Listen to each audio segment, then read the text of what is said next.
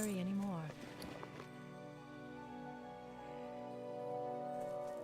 Inventory is full. I can't carry anymore.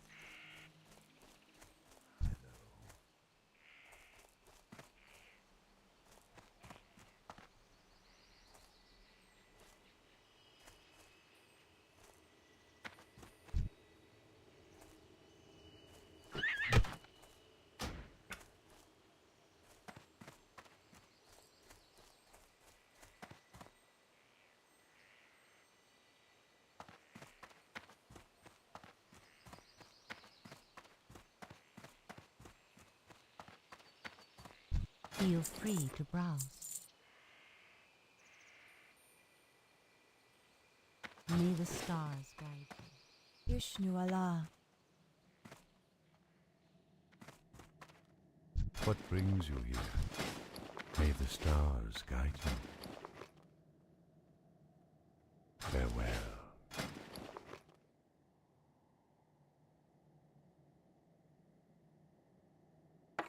May the stars guide you. I am honored. Ishnu Dal Diel. Farewell.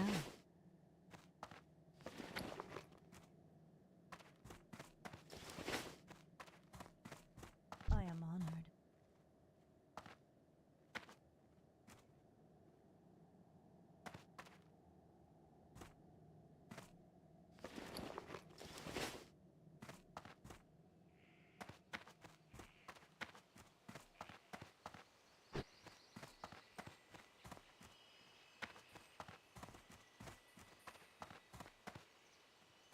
Feel free to browse. My goods are of the highest quality.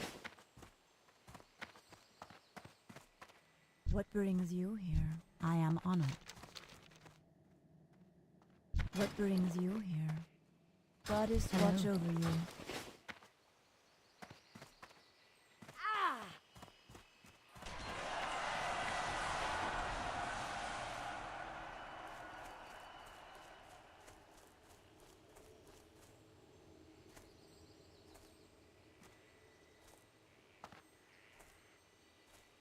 Greetings.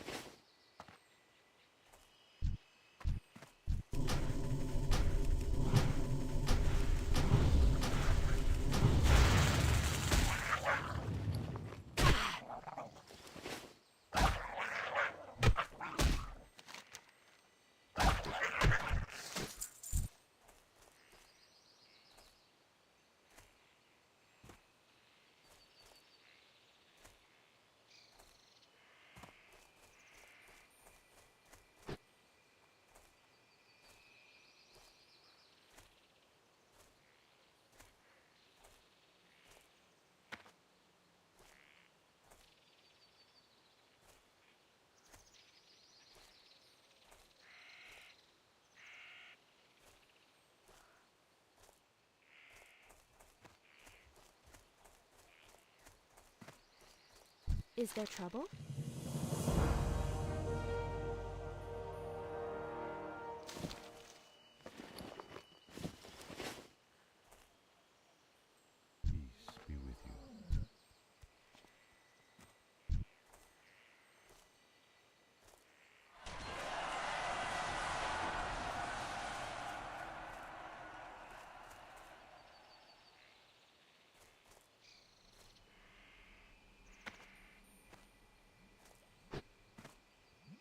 Peace be with you. Ishnu Allah.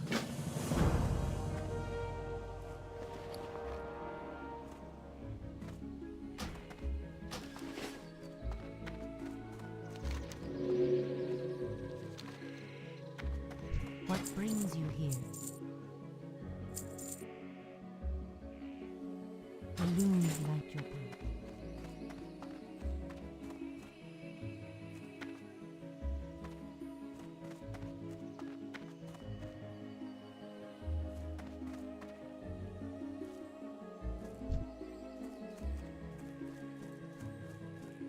How may I help?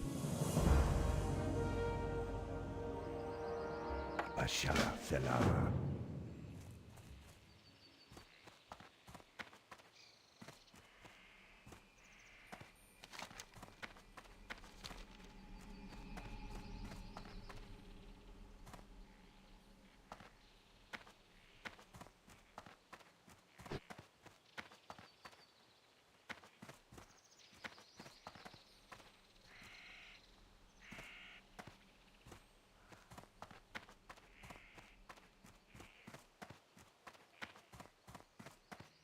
What brings you here?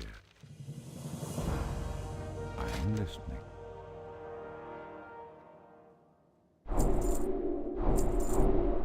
Nadris.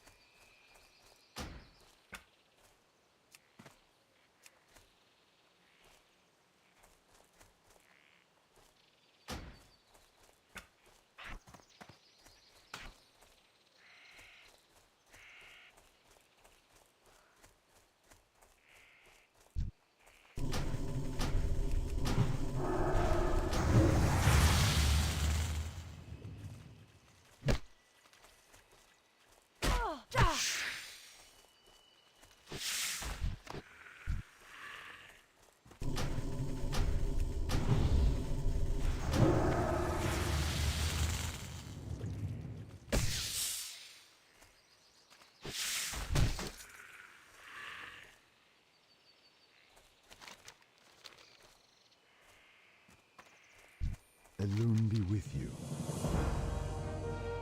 Next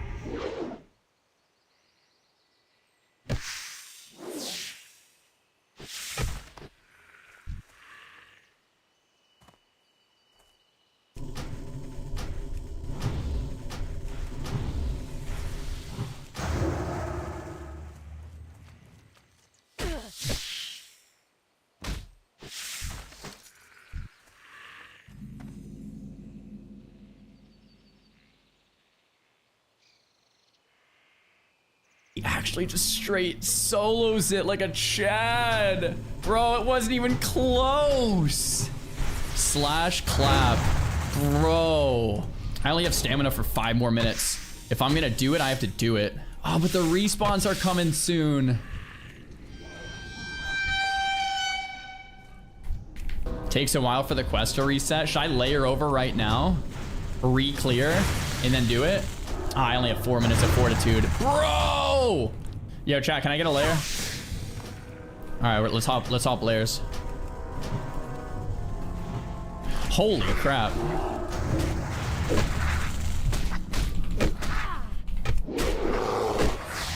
I only have 4 minutes of stamina buff. That's so annoying.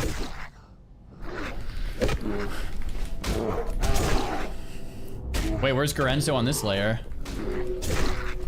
Gorenzo's dead on this layer, huh?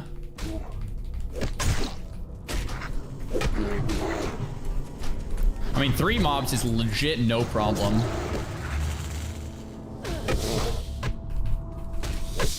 Dude, I have stamina buff falling in 3 minutes. That's actually kind of annoying. That's actually kind of annoying. It's not up on this layer. I'm gonna lose my stam.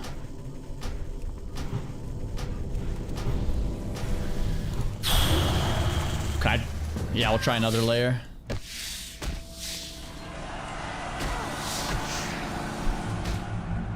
just gonna go in the back of the cave.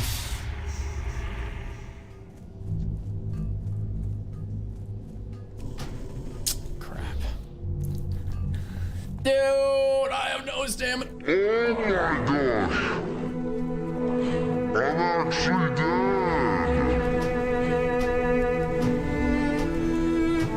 dead.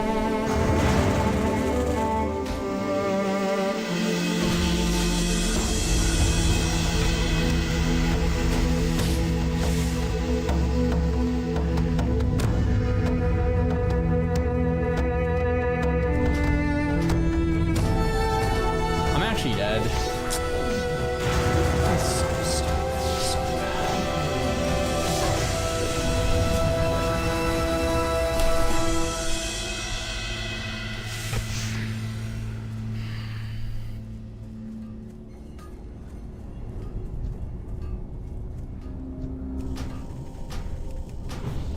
So I'm so annoyed.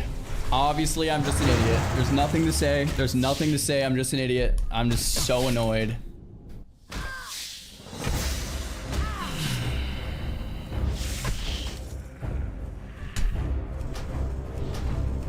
No, I'm just, there's nothing to say. I literally could have done the quest, I think. I just layered. Didn't think there would be literally 8 mobs. I war stomped health pot. Sprint, yeah. I just shouldn't layered and I shouldn't have layered there. I'm just an absolute moron. Just an absolute idiot. I'm so mad. Do you guys think I could have actually done that with the buff? Like, it wasn't that dumb. It was just so dumb to layer. I think I could have done it. I just shouldn't have layered, man. The guy, the warrior did the quest, and I had buffs expiring, so I just thought, oh, I'll just layer. I didn't think the mobs would already be up from the quest. Does that mean someone just died doing the quest? Does that mean someone just died doing the quest? Like, how else, like, someone else just died doing it? I should have just, oh my gosh, that's frustrating. All right, oh my gosh, I'm so annoyed. It's such a terrible way to go. What happened? I asked for a layer in the back of a cave, not thinking the quest mobs would be up. We go again. You didn't want to play druid anyway. I mean, I was liking it a lot. We go again. I literally just, I didn't think the layer would have the mobs up. I thought if I layered into 3 or 4 mobs, that'd be fine because I'm killing 5 mobs anyway. I thought if I thought I would layer, there might be 3 mobs, I'm fine.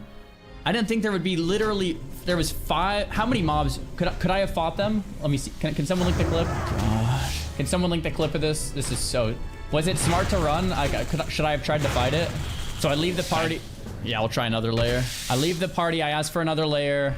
Dude, I should have just been stealth here. Moron. I should have just went stealth. In my head, I'm thinking if I spawn in the mobs, I'll just bear form kill them. If it's 2 mobs, 3 mobs, 4 mobs, like I got 5 mobs, I'll just kill them. So I'm not that scared. I went in the corner.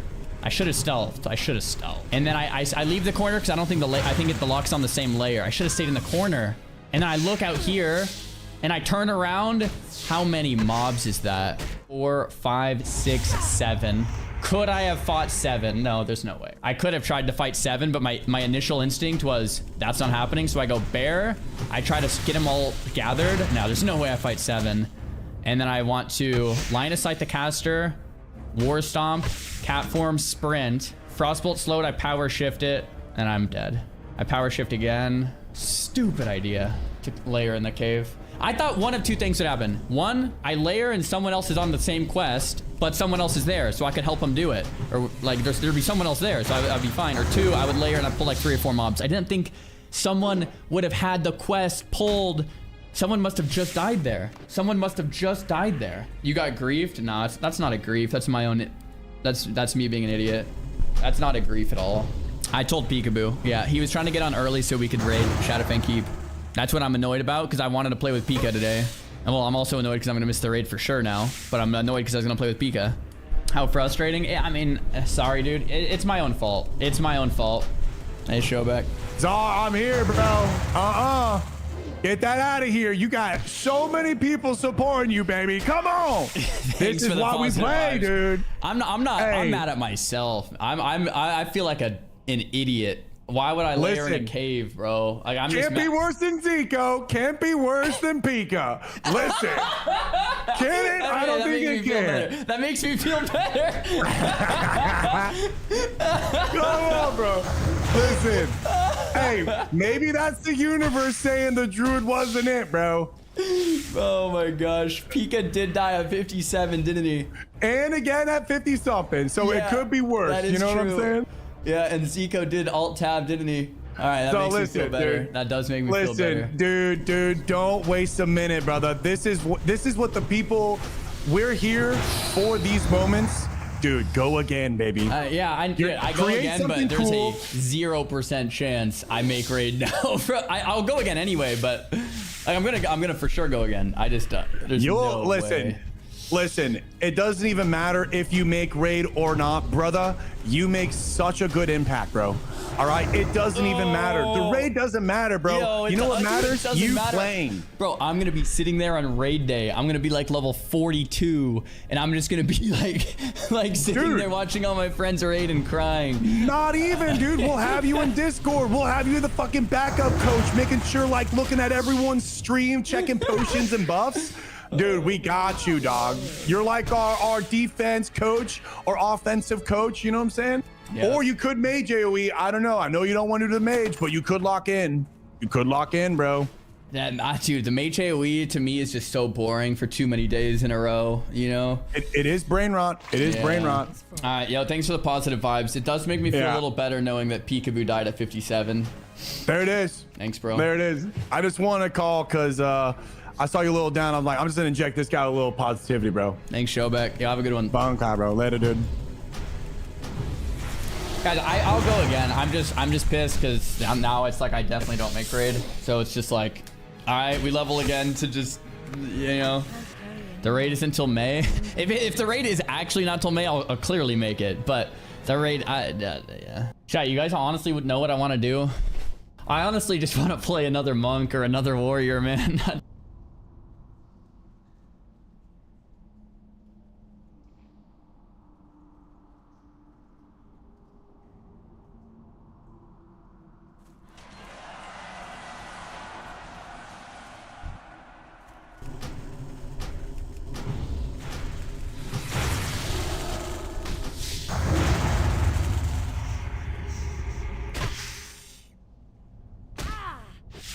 Can't carry anymore.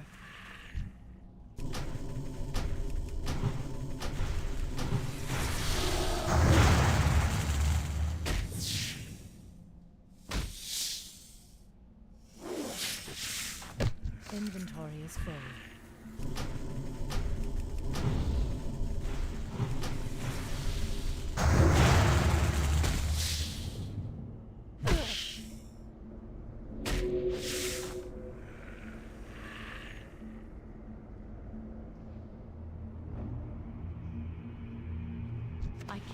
carry anymore.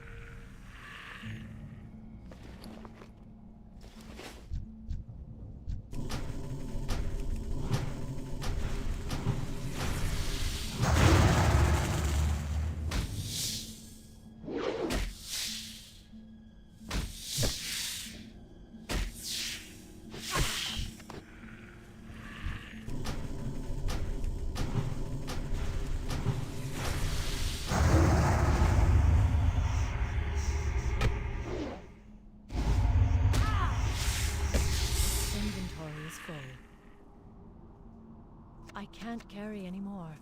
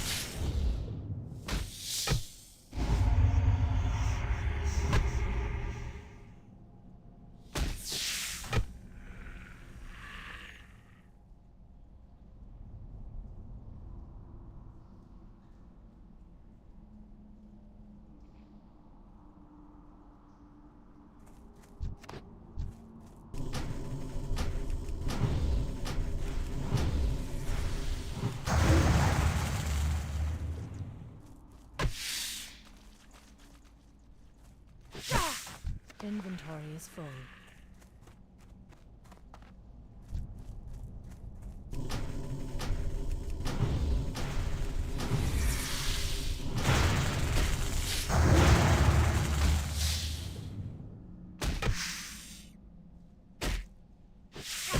I can't carry anymore.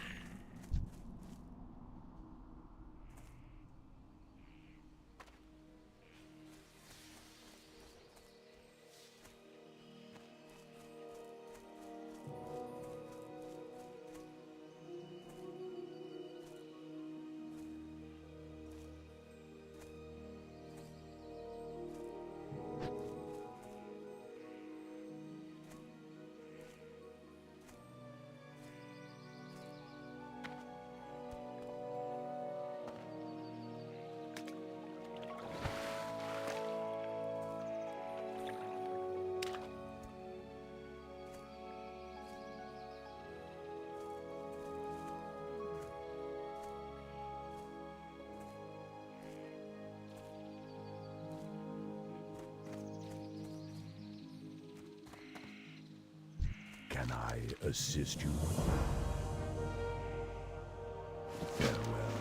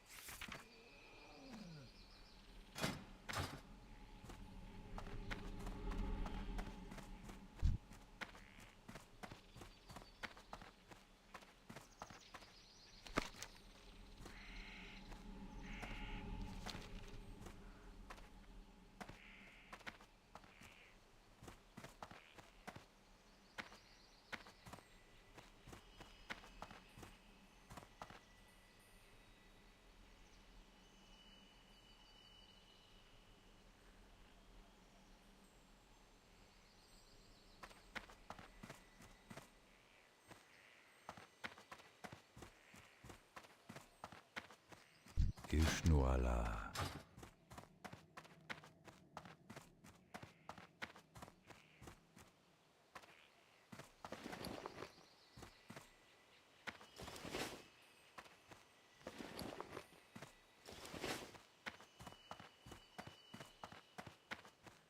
Peace be with you.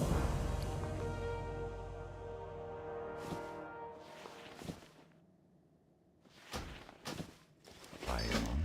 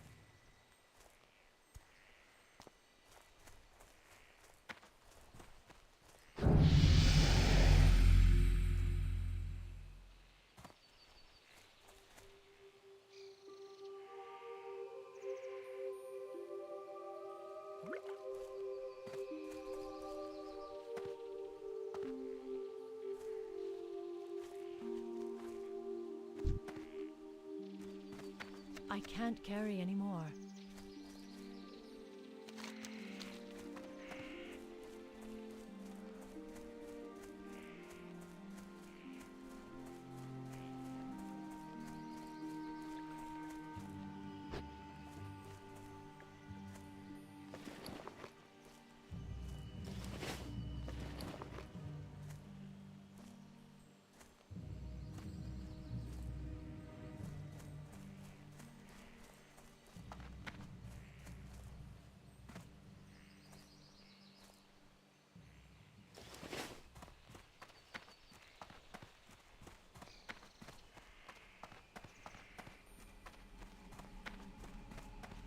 That's honestly what I want to do. I don't know. I don't know if that's just stupid, but that's kind of what I want to do, man. Gosh. I kind of just want to do another warrior. Like, okay. Leveling the druid, people kept asking how I was liking it. And I liked that it was OP, and I liked that it was fast. I felt really strong, but I didn't really enjoy the class design as much as warrior. Like, warrior class design, juice. Oh, thanks, babe.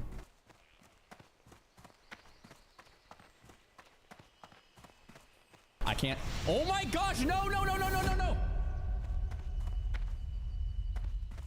I'm listening.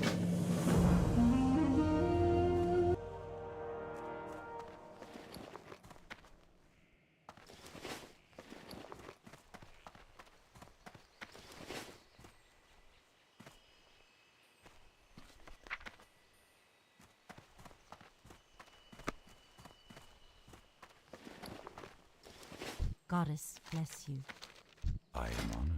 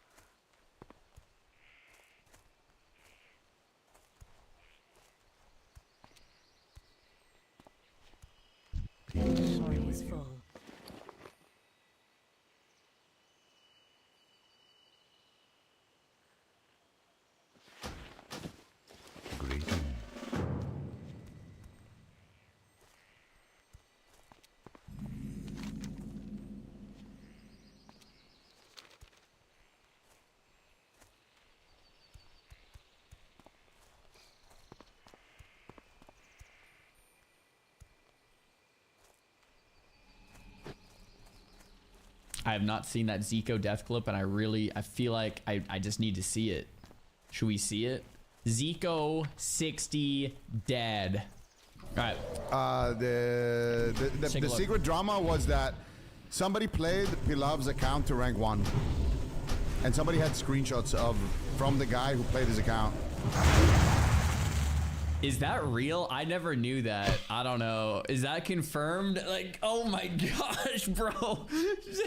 Zico's just ripping in the Pilaf right now. Is that, I don't know. Is that, okay. I never knew that. The drama was that Pilav has never been rank 1, allegedly.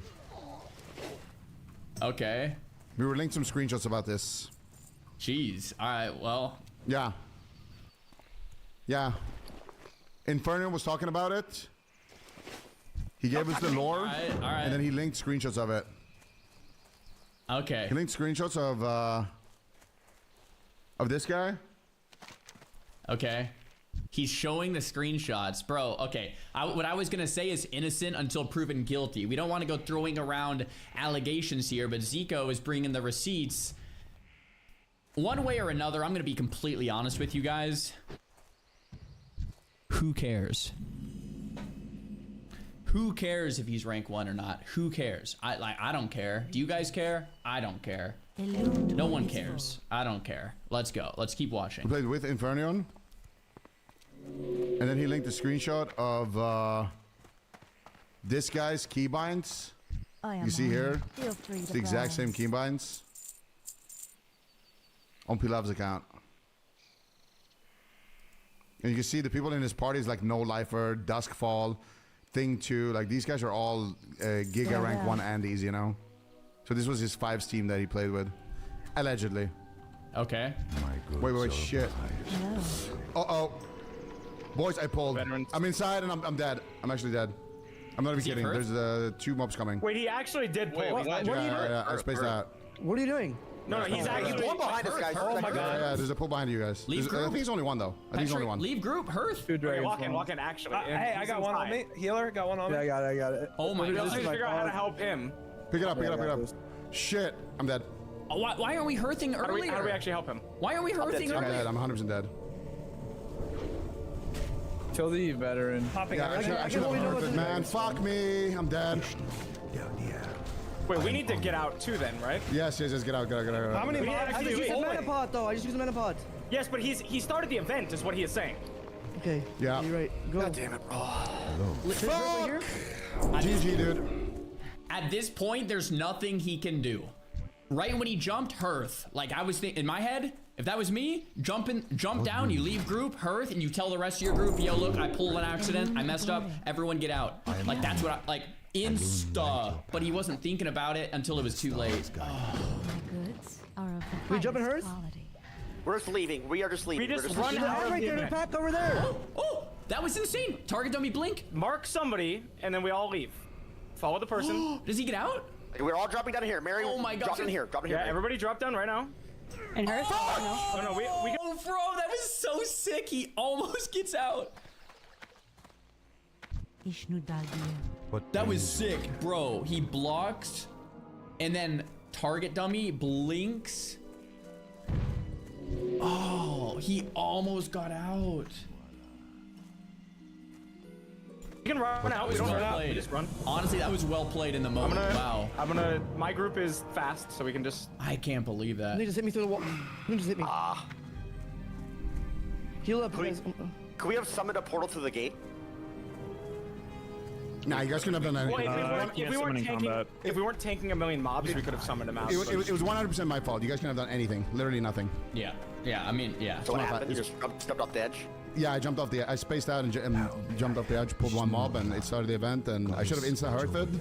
Yeah. And There's I a didn't. mob in front of us at the... Zico knows. He should have insta-hearth. Like right when you're in there alone, event starts, you have one option. You gotta hearth out. That's it. If your hearth's on cooldown, you're dead. If your hearth is not on cooldown, you gotta hearth out. Like that was the only thing. I should have just insta-hearthed. It's completely my fault. You guys couldn't have done anything. Just make sure you guys get out. I'll tank it with my pet. Just run. Yeah, I'm taking it with my pet too. Just run by it. I am listening. No, my gold! 800 gold, man! No, the gold! Oh my god! Just run out. Make sure everybody's out at the same time. Yeah, Yep. Everybody out? Is everybody good? Oh my God, guys. I'm out. DJ. Oh, Ziku. Oh, That sucks. That's my beat. God damn. Wait, I don't understand what you mean by jumping. Like, I think he jumped over the edge. starting a roll, guys. Spaced out. I should have just hearted instantly, man. I stayed on the gate Yeah. waiting to see. Like, I thought it was just one mob. Okay, I thought you guys said we're safe and it's fine. We are literally safe there. He actually just griefed everything. Mary, welcome to UBRS. Mary's having a That is crazy the first person run, I'd by the ever way. seen die here. He just spaced out and fucking went over the edge. Like, Yeah. watch this. Are you streaming? I don't know. Once again, I think in the heat of the moment, he played it fine. I mean, obviously he should have hearthed out, but assuming he didn't hearth out, like the last minute target dummy blink hearth it was close. He almost got out. Allah. Dang. Well, all right. You know what the lesson learned here is, chat. We don't alt tab getting into some type of drama that doesn't matter, that no one, like, it's just, who cares? Who cares? We play the game. All right. That's it. All right. That sucks, though. He's going again already. Apparently back live on stream. I'm listening. And he is level 10 already. There it is. All right. Pika death reaction. Is Pika laughing at him? We are just leaving. We We're just just run leaving. out of right the there, they're event. back over there. Mark somebody, and then we all leave. Follow the person. It's so close. We're all dropping down here. Mary, drop in here. Drop in here. Yeah, everybody drop down right now. We don't run out. We don't run out. We just What brings you? I'm gonna. Why is Pika just laughing at everyone that dies? Like, bro, you have to have some sympathy. It really sucks. Pika's just straight clowning on him. Like, he's laughing. Like, what's so funny? Yeah, Zico's dead. He died. Oh my god! No way, bro! Holy shit! How is that even possible, bro? Are you kidding me? Yo, look at this Hearthstone. Mary, drop in here. Oh my. Oh my god. Oh, that's good. Soda at Zico? What's this? May the stars guide you. What is this? Zico did not just die in the middle of these discussions. Zico, I swear to God. You idiot!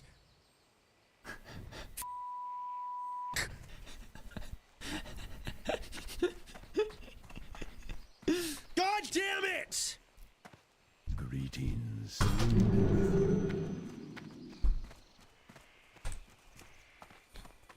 Soda is Oh my 51? God, he's actually dead. Soda is 51?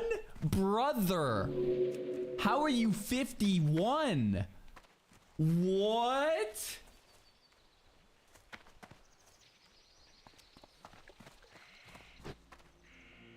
Greetings. Wow. Pika watches someone die. Let's see it. What do you mean? What do I mean? I'm going to every stream right now. Oh my god. Pika doesn't Oh my get the god, she ladies. looks so... Holy shit! Holy shit, bro, you're oh my god! Let him die! He just said Pika. What is going on?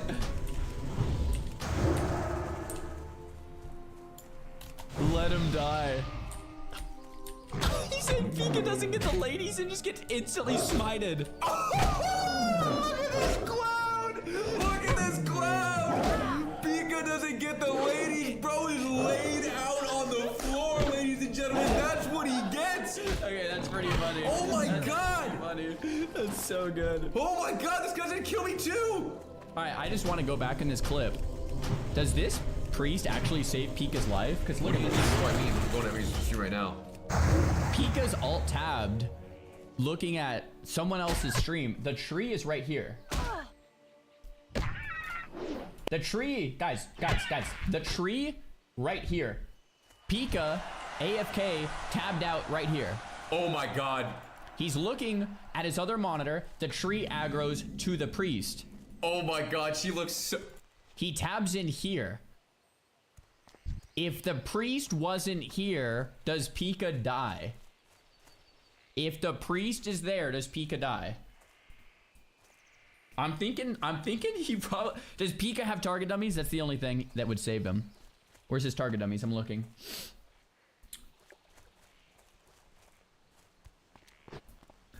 I don't see target dummies anywhere. I see nades here, nade here. He's a speed pot. Maybe that would have saved him. I don't see target dummies. Greetings. Anyway, this priest might have saved his life. Unironically, priest might have saved his life. 33 falling damage. Oh no. Oh no. The same body as you.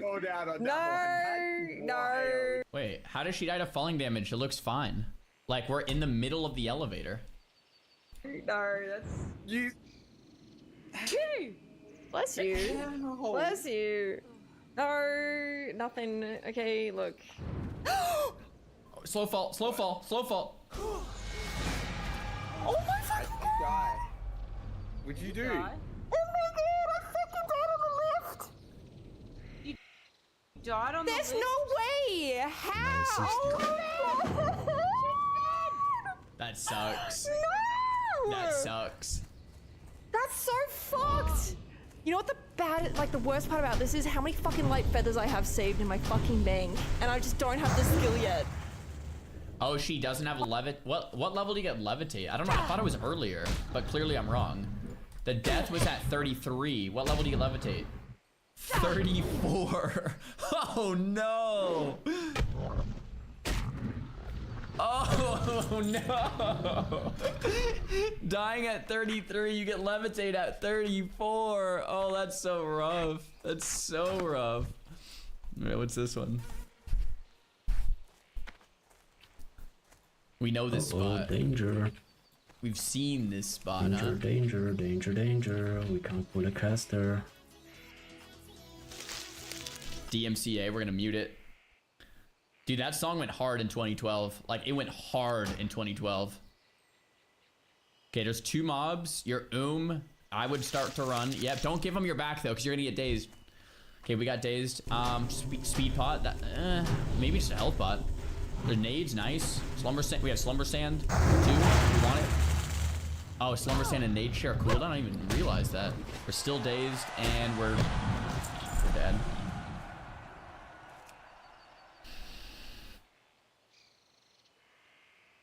Dang. It's the same thing as normal, chat. Like, you do not want to get hit from behind. If you get hit from behind, you can just get dazed. We have got to side strafe to get hit from the front. You know what I mean? We have got to. Tyler learns. What's this?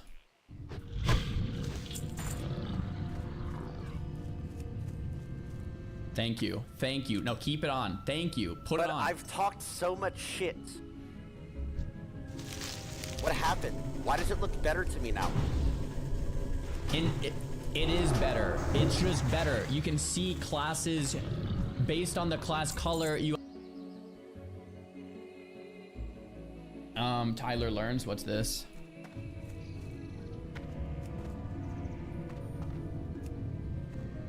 Thank you. Thank you. No, keep it on. Thank you. Put it on. I've talked so much shit.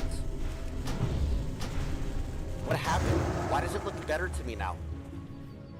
It is better. It's just better. You can see classes based on the class color. You understand who's who, what's going on. Just click the damn button, Tyler. Click it. We can double down. We can be stubborn about it, or we can just click it and be like, you know what? I was wrong. Class colors is bis. Do it. Do it. Do it. Do it. Do it. Yeah. Is it just from watching one stream? Come on. Class colors. No, no. Put it back. Put it back. Yeah. Yeah. Yeah. No, put it back. Put it back. Yeah. Lock it in. Lock it in. Come on. Lock it in. Come on. Yeah. I knew I liked Tyler 1. There we go, boys. There we go. We're dialed. Class colors in. Instantly better to watch. There we go. There we go. No looting HC challenge. Oh, goodness. Faye Fam ding 60. I missed this yesterday, too. And I really hope this stings us. 3, 2, 1. Oh my goodness. That's so sick. Oh, they all ding 60 at the same time. That's sick. I should be 60 with them, chat. We leveled together. I saw Faye Fam at level 20. I saw him at level 30. I saw him at level 40. I saw him at level 50. I saw him at level 55. I saw him at level 59.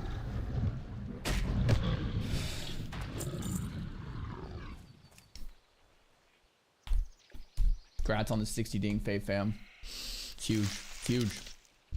I am now moving on from that. You guys got that fucked up. Respectfully. Again, respectfully, guys. So, it's not for sale if that's what you guys want to do. You guys want to talk about 4,000? Let's talk about 4,000. If not, no. Let's move to the auction house.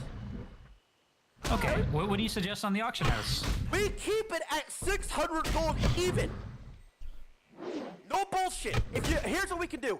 We have 2 up for sale. When those 2 get sold, you put up 2 for sale.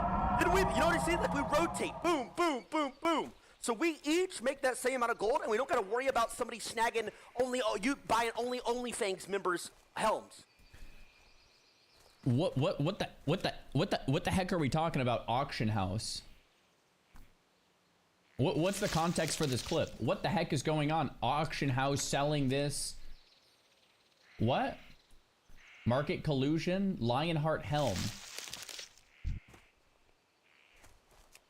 Another guild got the recipe. There are a lot. Wait, I need more context. We have the recipe in our guild and we're allowed to sell it to others because we don't want to keep it in guild. Only 2 guilds can make it, so setting it up so no one undercuts one another. Oh, I see. Okay, so 2 guilds have it. They're trying to set a price. They're trying to price fix this thing. To fund the tribute chest. Okay. OnlyFans has been selling them for 3 weeks. Okay, so the idea is you're selling Lionheart helms on the auction house, so it's not greedy to keep it in our guild. You can give them to the rest of the server. And the gold that's generated from the Lionheart sales is going directly to the tribute chest, not to anyone's pockets. And are they selling it on a level 1 character that's out of the guild? I'm assuming. Yes. Whatever. Okay. Okay. I guess that skirts the rules. I guess that's fine. Price fixing with another guild. I'm trying to think how I feel about that. They want to set the price at 600G. Tyler 1 is upset that they keep undercutting each other or something. Helms. Respectfully, Tyler, I would rather drive the price to 0 and give the whole server free crafting fees if this is how you want to f***ing orange. Orange. Drive it to f***ing 0, then you f***ing pussy-ass guild. If this is what we're going to do with these negotiations, you don't want to f***ing work with us, then f*** you. Do you want to lose your tribute chest? I am now moving on from Okay. Oh my gosh, trying to negotiate with Tyler is like, bro, jeez Louise, that's some content right there. Unbelievable. Wow. I gotta respect that other guy though. That other guy's like, yo, I would rather drive the price to 0 than fix it. And T1 doesn't take the bait. He's just like, all right, then do it then. Goodness gracious. All right. I personally think you just kind of let it go. You don't price fix anything, and you put up the Lionheart. If you get undercut, you get undercut, kind of a deal. I think that feels more full natty bro than like fixing a price or whatever. Yeah. Just to clear the air, guys, I think Annie is hot. We were all thinking it. Just to clear the air. Did anyone ask? Did anyone ask? Did like what's Sardaga? What is going on? Bro's trying to slide into Annie's DMs after this whole thing. Just to clear the air, guys, I think Annie is hot. We were all thinking it. Well, the air's been cleared. I think she's super pretty. Goodness gracious, Sardako. Unbelievable. Zaryu's Biss. What's this? Oh, yeah. He's not even gonna get it off. You guys are crushing him. I'm just not gonna. Fuck it. Pumping. Okay. Damn. Oh, Zaryu's Biss. R.I.P. Last Monk, boys. Oh, I should have that cane. I should have that cane right now, man. No, dude. Oh, it hurts. Come to Kansas? What? What clip is this? We're still gonna get those tips because it's a Lionheart helmet. Okay. Hey, we're gonna get you guys. We're gonna get any tips. They're gonna come to us. We were there first. We have the market. They know we're trusting. We're not gonna scam them. I heard you guys had fucking scammers in your guild, by the way. Just saying, off the record. I've heard that. I'm just saying. Fuck Michael Jones. Hold on. Who's telling you this? I'm just saying. So we're gonna fucking drop it zero. We're gonna get our money. Hey, I'm gonna tell you that. We're gonna get our money. Call for, but It's just gonna be fine. I guess you do you. Bro. We will nuke this to zero then. Enjoy your tribute chest. We're nuking it. No, we are nuking it. Not you guys. What are we doing? Come to Kansas! Come to Kansas! What are we doing here, guys? I'm in Kansas City, Tyler. Come on in. 1v1 IRL Makura. 1v1 IRL Makura. Let's go to Bob and Jim's barbecue. I got the car running. You want IRL Makura right now. Right now. We gotta go to Q30. Bro, I'm gonna be honest. I'm gonna be honest for a second, Jet. Like, dude, this isn't even my type of humor.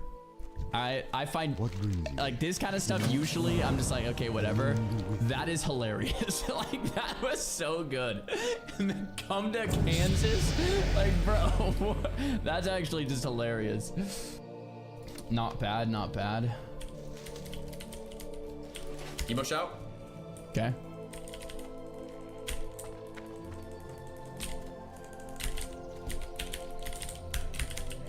Okay.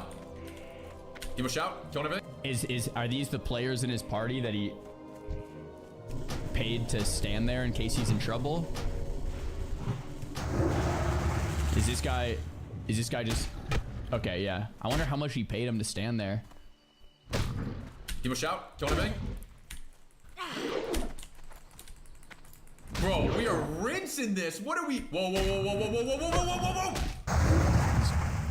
He's chilling. There we go. Bro. A lot of those mobs kept spawning. Bro. We're out. Dude, you know what, man? Dude, watching this, honestly, makes me miss my monk, dude. Damn it. Oh, God. It makes me miss the monk. All right, hold on. That's in the past. It's in the past now. It's in the past now. It's in the past now. What I was going to say is, watching this also makes me realize like how strong warriors are, or how strong warriors can be with full gear. Bro, Pika's gear, I was inspecting him. Bro, my guy is kitted. My guy is kitted. He's kitted. Kitted. Your monk is in a better place now? Yeah. Alright. A cool subclass idea would be a vampire, a rogue with only red and black, and you can only bleed and poison. I mean, yeah, that would be cool. Vampire. That would be cool. Alright, any other clips? Bizlon down, we saw it. Pika loves Czar more. What's this? Guys, if you run right and vanish Soap dies, who do you kill? Obviously, I'm killing Soap. Yeah. Is that a real question? Guys, are you picking between Soap and Czar on a vanish? Who are you going to actually select there? Yeah, Soap's going down. I mean, it is what it is. There's no... I wouldn't even think twice about it. It'd be, yeah, we're going... It is what it is. But I could also say, logically, there would be no chance we would ever be in a situation where that would be the case. There would be... Guys, if you run right and vanish Soap dies, who do you kill? There it is, chat. Deep down inside, there's like a solid father-son loyalty bond. You see it? You see that? Like, yes, sometimes, you know, angsty teen years, it's like, I'm gonna rebel. I'm gonna like go against the grain. I can do this. Like, it's not a phase, Dad. Like, this is the real me. Like, you know, but deep down inside, when it comes down to it, when push comes to shove, he's backing up Daddy Czar. You see that? One more clip. Time to shower. I want to see that. Wow. Bean needs to get in the fucking shower. That's when. Matter of fact, I might have to send Bean some shampoo and can. Wait. What do you mean Bean needs to get in the shower? His hair looks wet. It looks like he just got out of the shower and just like dried it with a towel. Either that or he hasn't showered in like a month and this is just pure grease. But Conditioner. I don't know if he likes Garnier Fructis or something because clearly there ain't shit going on in his bathroom. Matter of fact, we could probably go back to his apartment tour, and I believe he actually does show his bathroom, and I guarantee you there's no shampoo or conditioner in that bathroom. It's time to go hit the showers, all right? You're level 60, go hit the showers, Bean. You've done it. You made it there. And get those boxes off your screen as well, man. Just get me all pissed off even looking at this. What? Here's a new clip right here. Let's just maybe Bean's mom could help him set up the Christmas tree. Or, sorry, no, Bean's mom could help clean his place.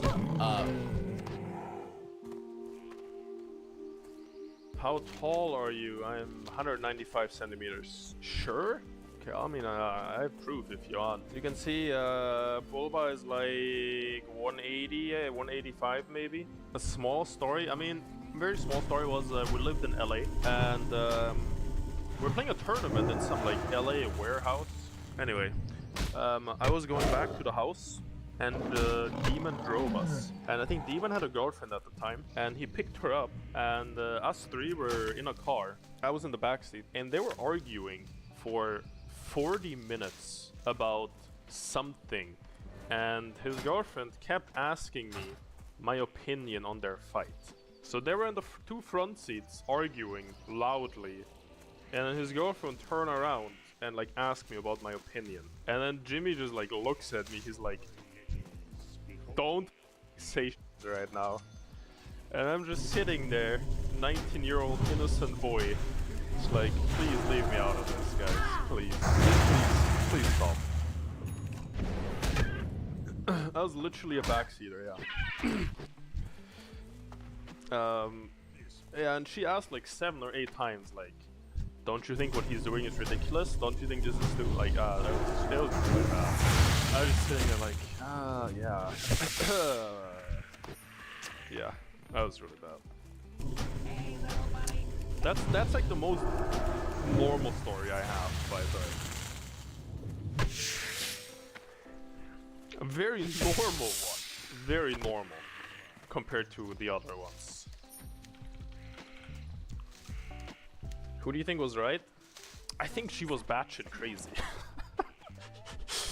The thing is, Jimmy is also insane. So, I can't say like, you both are insane people. Because I, you know, why would I do that? I don't know if they're together, I don't fucking know. I don't talk to him.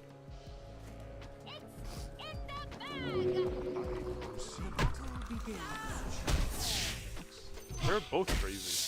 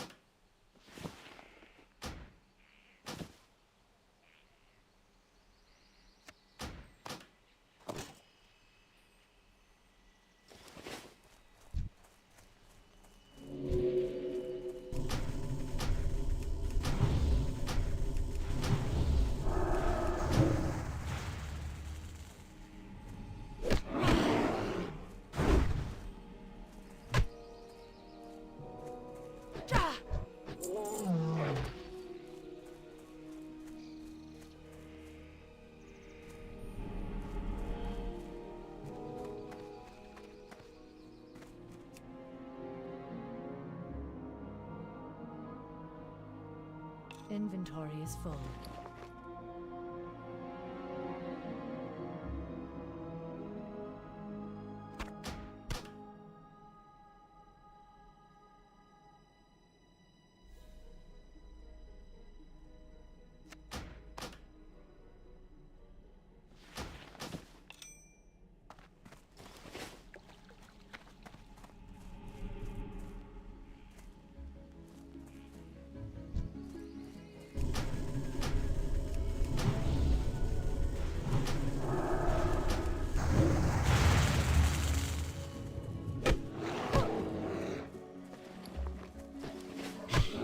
I can't carry anymore.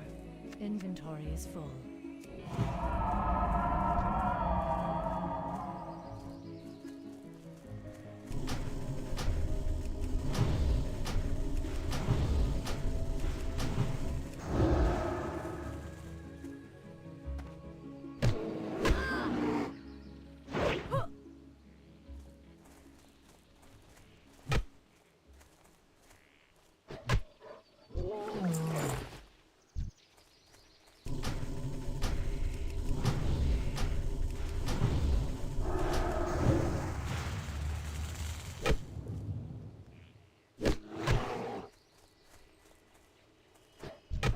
I can't carry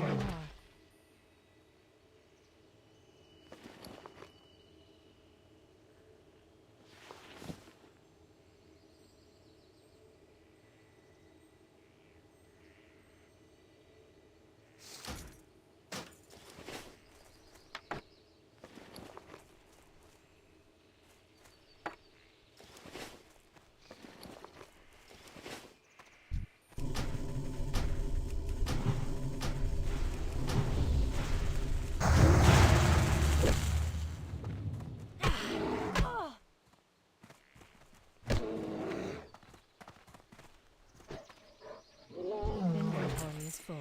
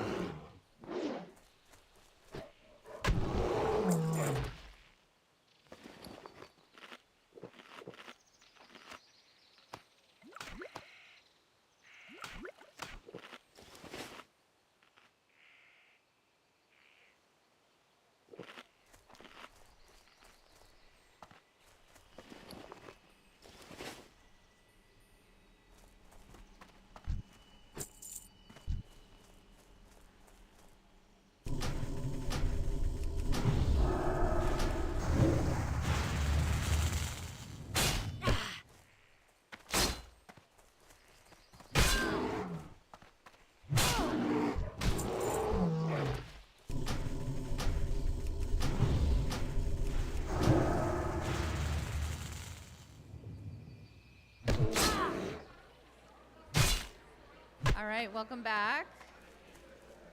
We're gonna go ahead and get started with our next speaker. Inventory is full.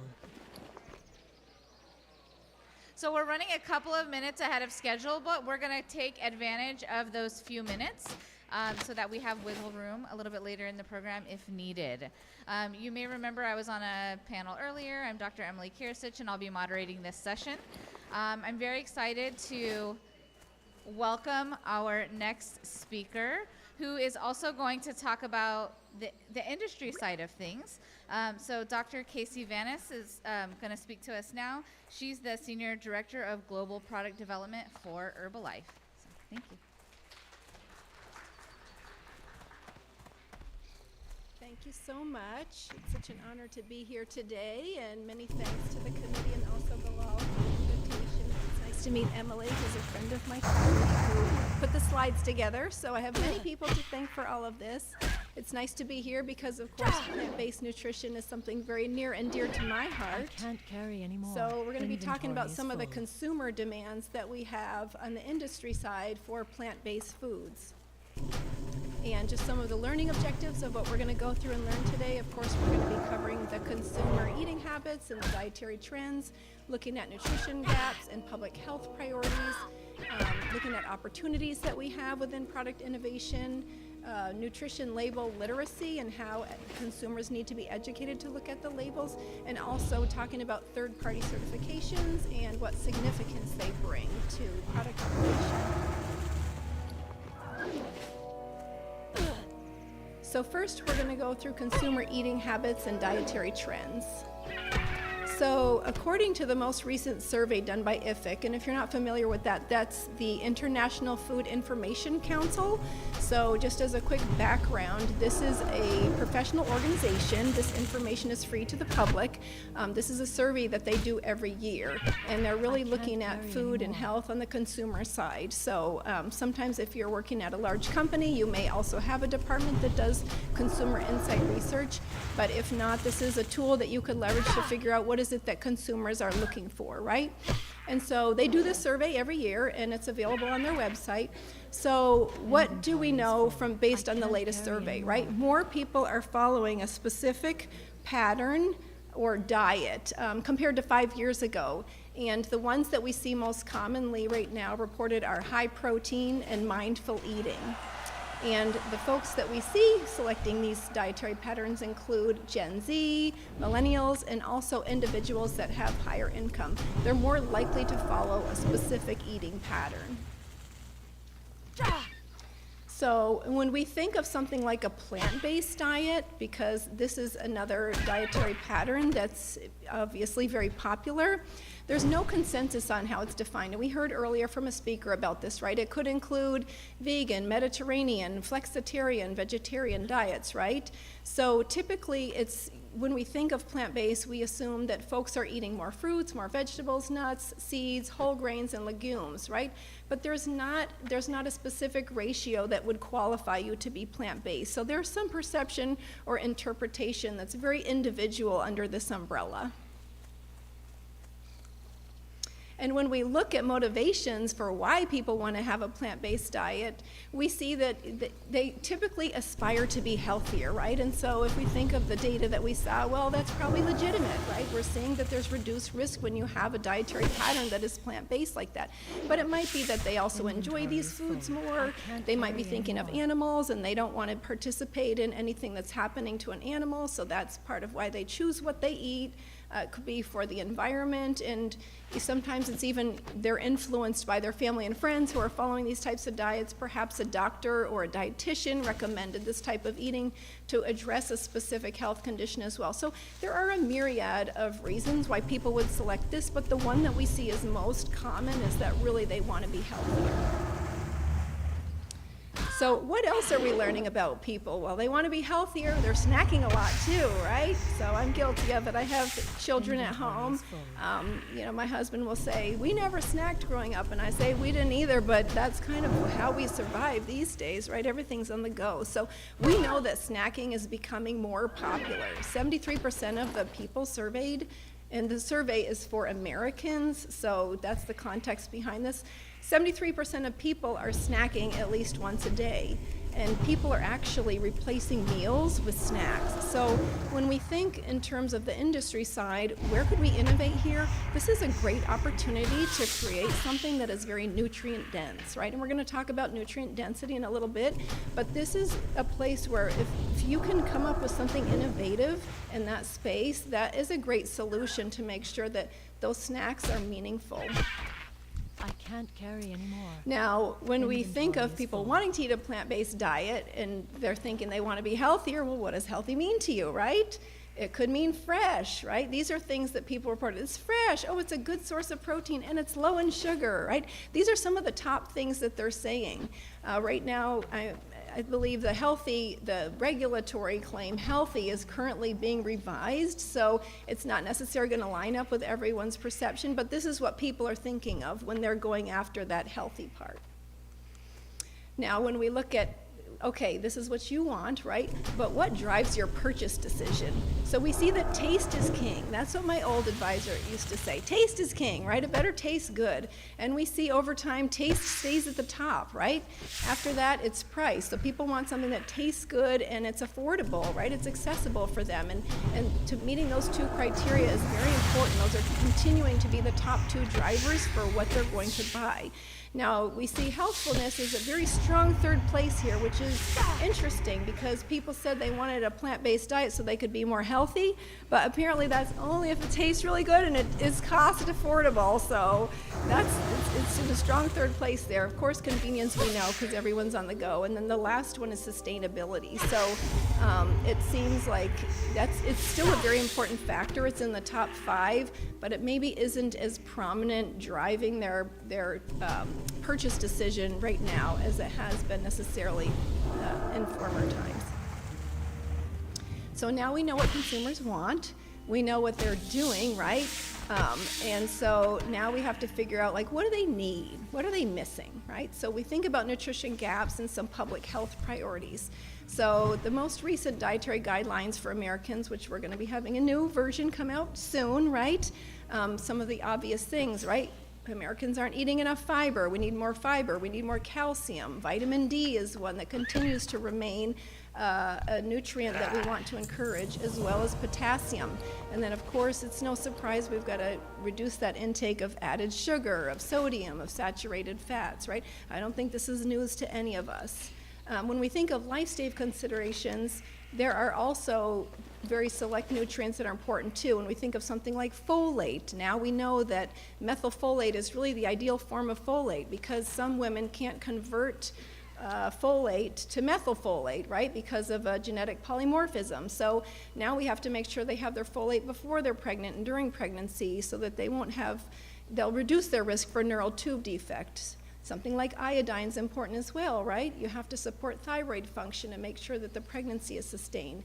Things like choline and omega-3 fatty acids are very important, but then again, for the omega-3s, we have to make sure if they're eating seafood, they don't get too much mercury. So it's a balancing act, and some of these you might see available in a supplement form simply because you can control usually the level of contaminants in a supplement, so it removes that part of the risk.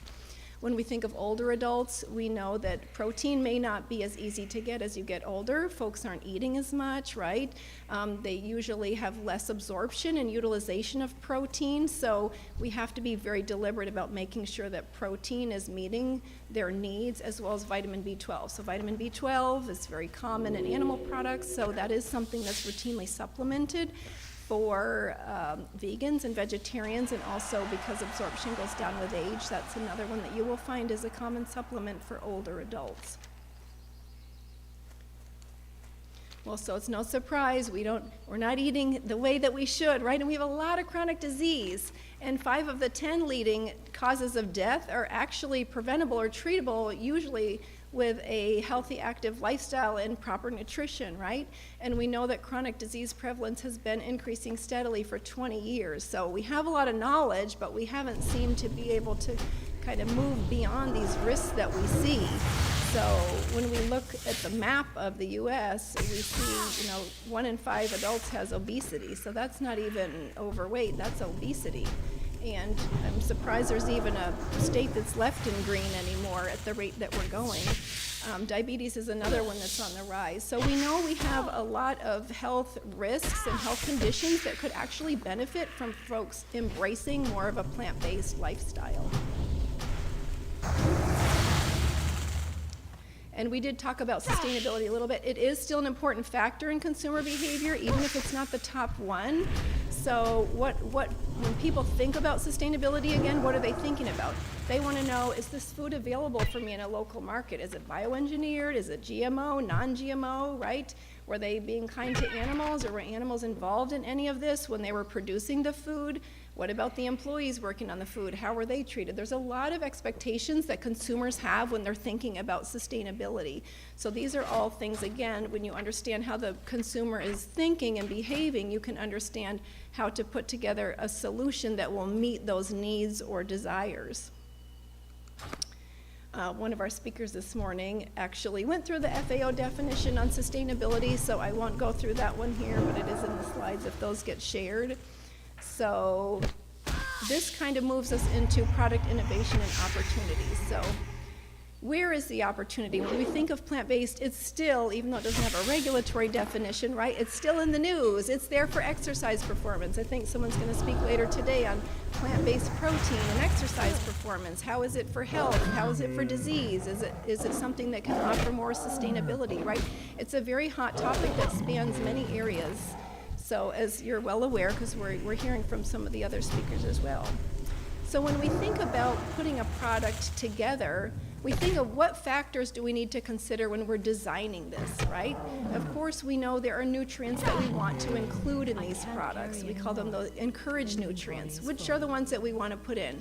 And then what's on the no list, or what we want to avoid or limit, right? Those are things that we want to make sure that we don't put in our products, or we use only the minimal amount as we have to achieve whatever the desired effect is.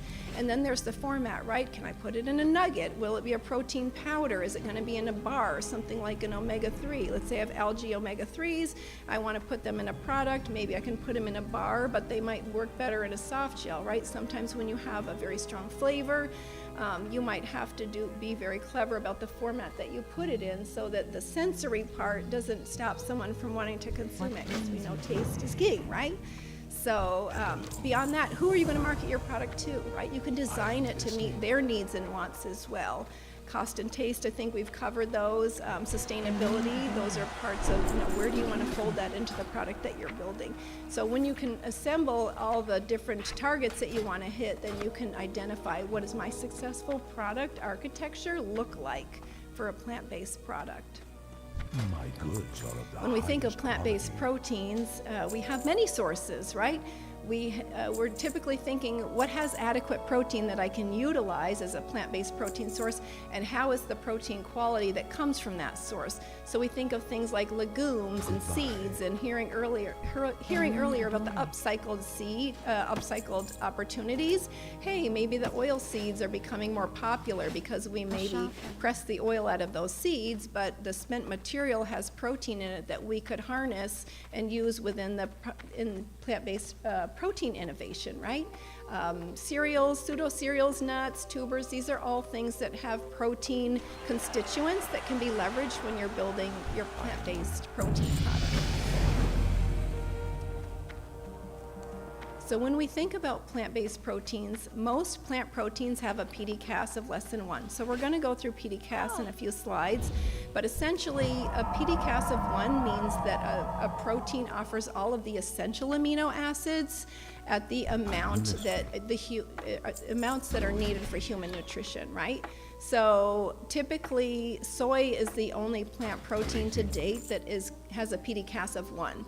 So it has all those essential amino acids in amounts that are useful for human health. So it's complete, it's high quality, right?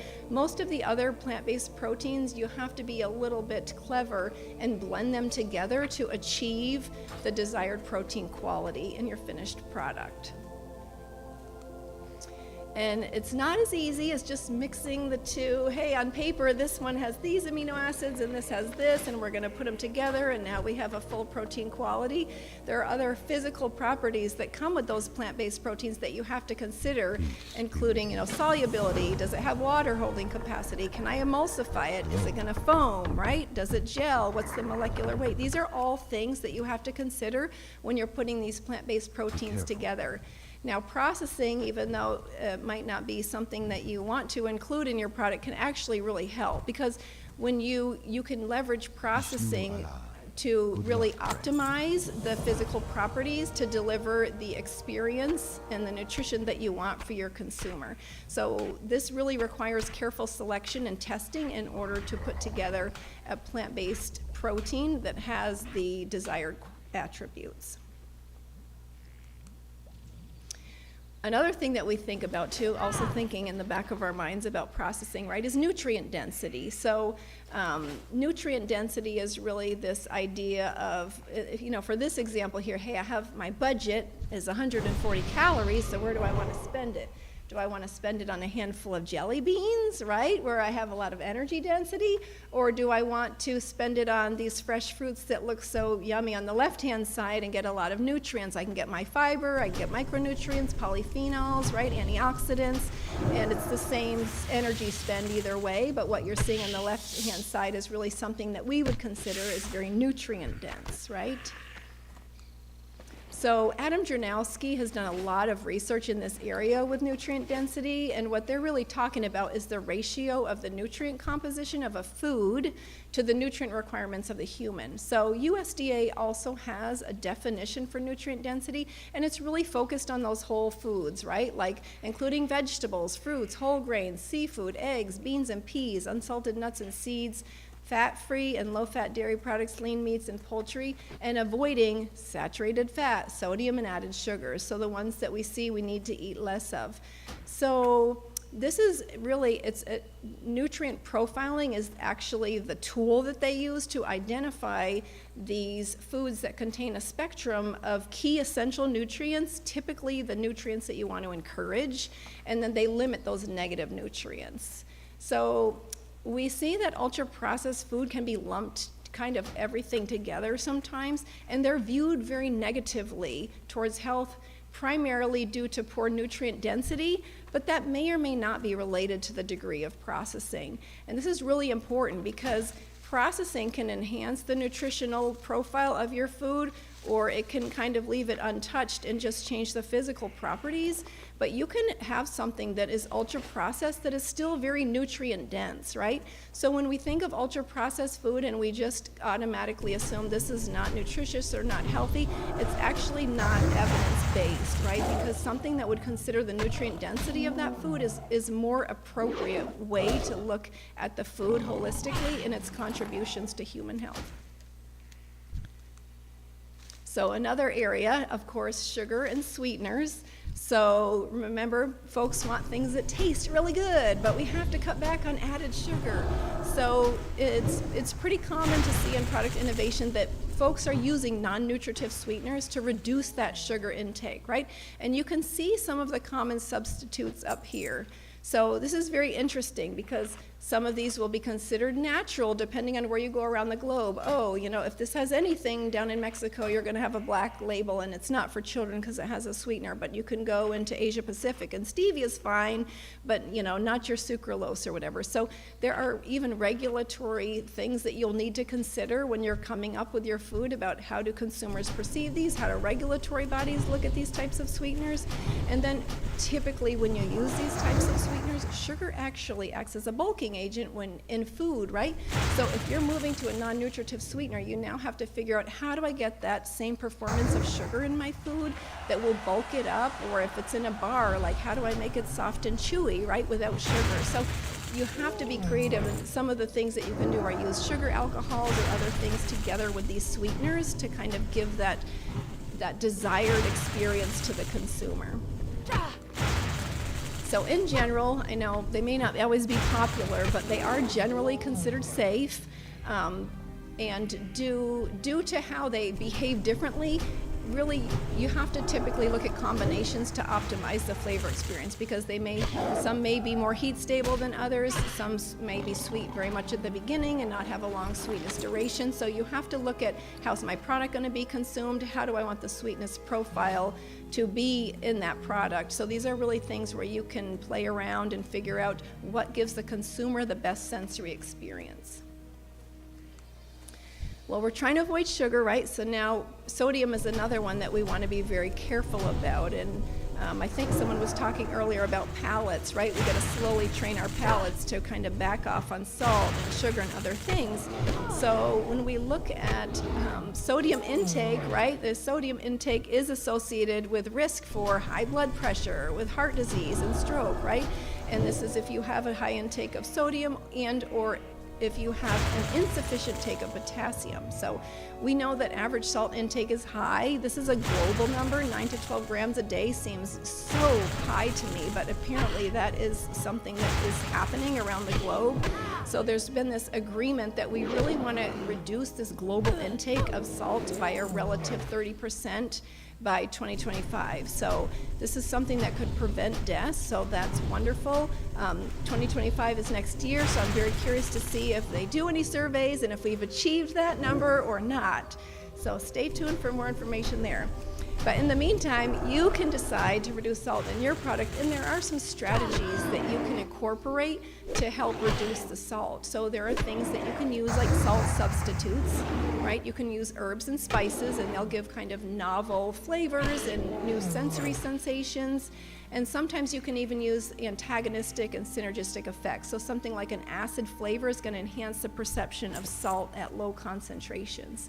And then of course you can again take processing. You can do spray drying, other forms of drying, ultrasound to really change the size and structure of common salt. So even if you have the same content, the surface area is different, so the sensory experience, it could be optimized.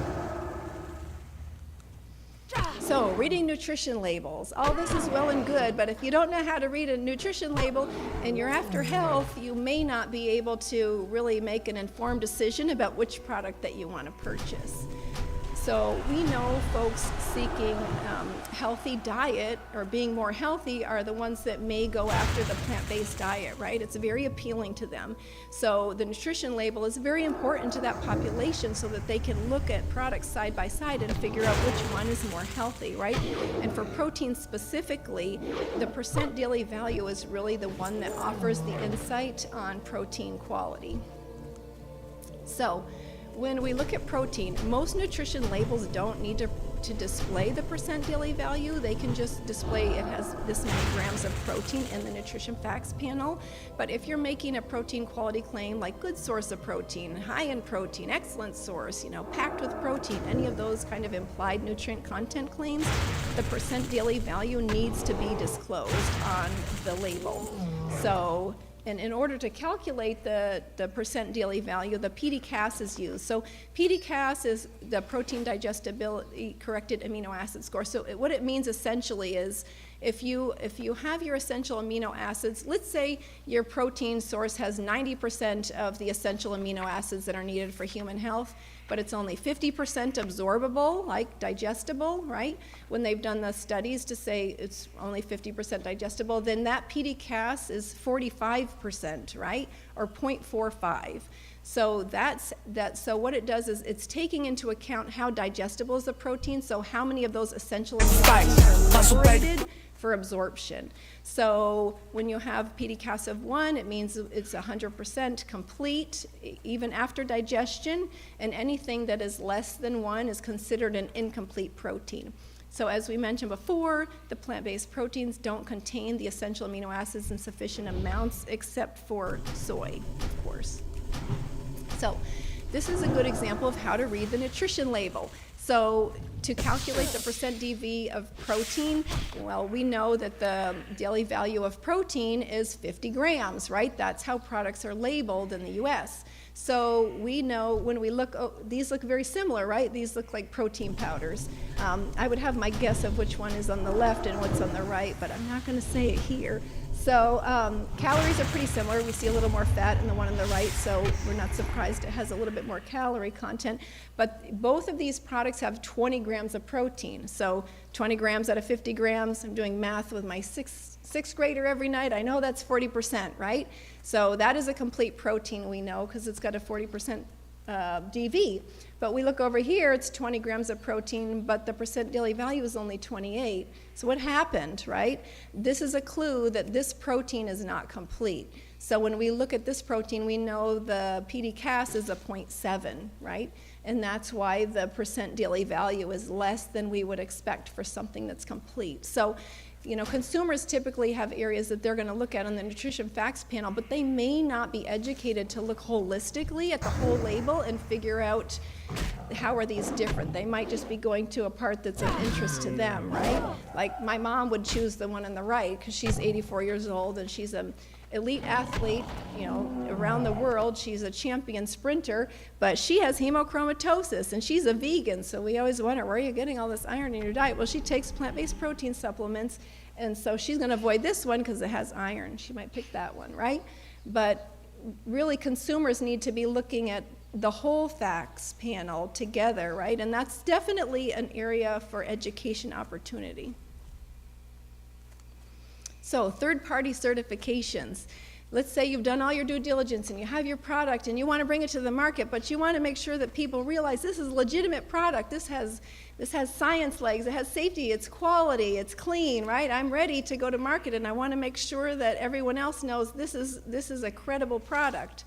So what is a third-party certification? This is something that you can have done for your product. It's a certification where they do an objective evaluation and they verify your food or your dietary supplement through an independent third party, and this third party must have no business interest in the company that makes the product. So there are a lot of pros, right? Like these types of third-party certifications can confirm that your product is safe. They can verify the potency and the ingredients that are in your product, which is really good for building consumer trust and brand credibility. It can reduce your risk that something was in your product that you didn't even know to test for, right?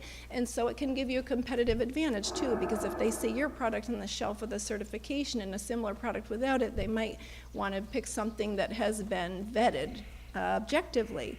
Some of the cons are, of course, it's going to cost you a little bit of money, and sometimes it might take some time, so you might need to delay the launch of your product. And of course, depending on what body you pick, there can be variable quality, meaning what's important to one organization and what they look at is different from another one. So a couple that are familiar to me that come to mind are listed up here. We have the Food Chain ID and Vegan Plant-Based Certification. So this is a company that's going to make sure that all your food truly is vegan and plant-based.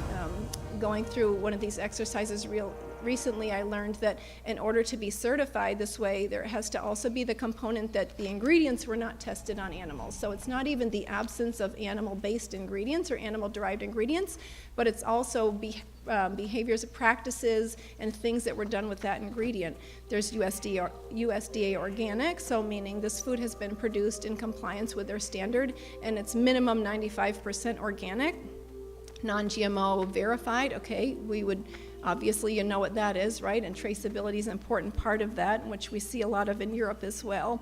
There's NSF certified for sport. So for this particular certification, they're going to make sure that your product doesn't contain any of the 290 substances that are on the WADA, the World Anti-Doping Association list, right? So those are absent. It doesn't have any contaminants that would be harmful to human health, those types of things, that your facility is GMP certified, and they're going in to do their audits as well.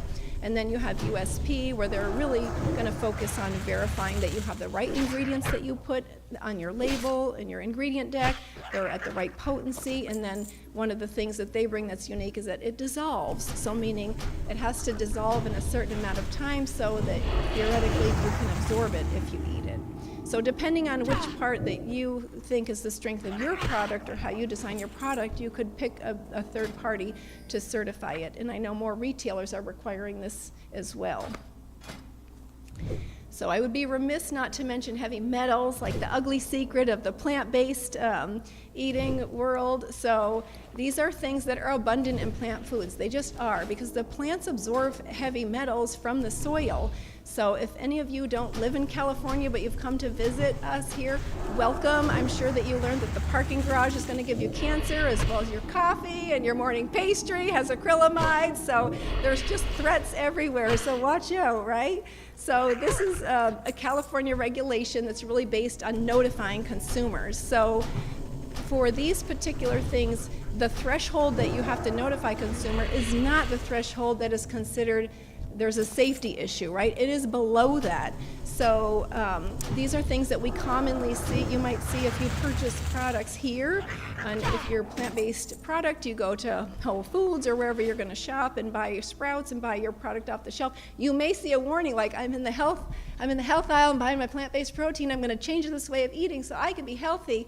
And there's a warning on my plant-based product. What is this, right?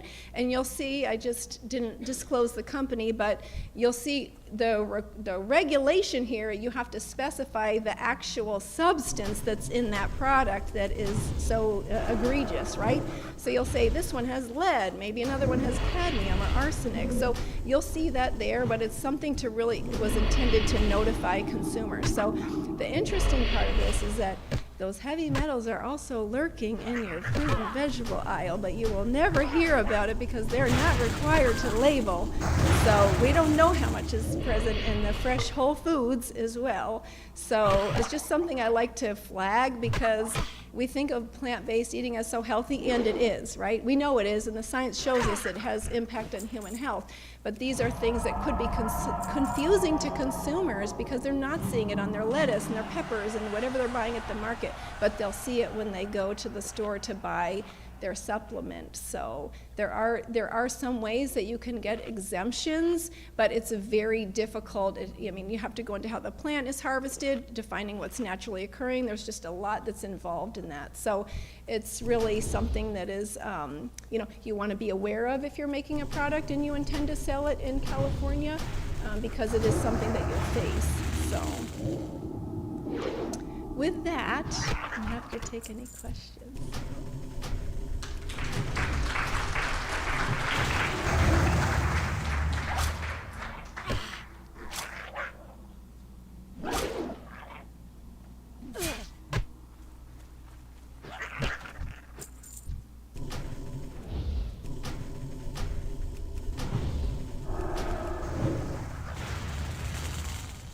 There was a lot of emphasis in your talk on protein quality, because I see consumers are comparing plant-based foods to animal-based foods, be it whey protein or meat or whatever, right? So historically, soy protein has really only been that complete PDCAS protein that's out there.